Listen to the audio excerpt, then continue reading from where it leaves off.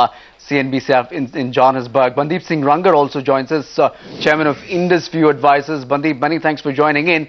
I mean, you talk to many of these telecom companies across the world. How do you see this development? Africa was seen as a big growth market. This was seen a big leap for Bharti. How do you read this development? It's certainly not a positive development, neither for the telecoms industry and nor for, I guess, Africa in general. This deal made economic sense. It was largely agreed between the two companies. And to see a political protectionism here, I don't think serves any business interest. Right.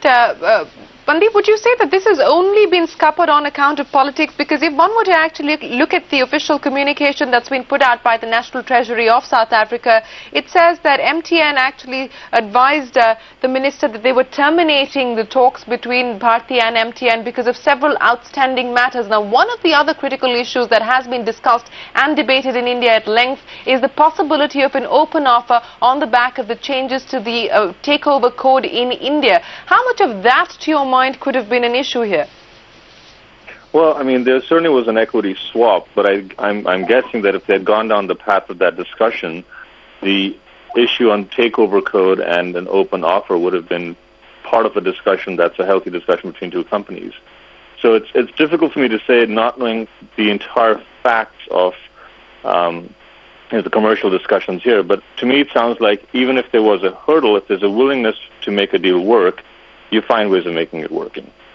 So I'm all right, the second time around for Sunil Mittal, it's the second aborted attempt to actually do a deal with MTN. What do you think, how does this reflect as far as Bharti is concerned? What would your take be?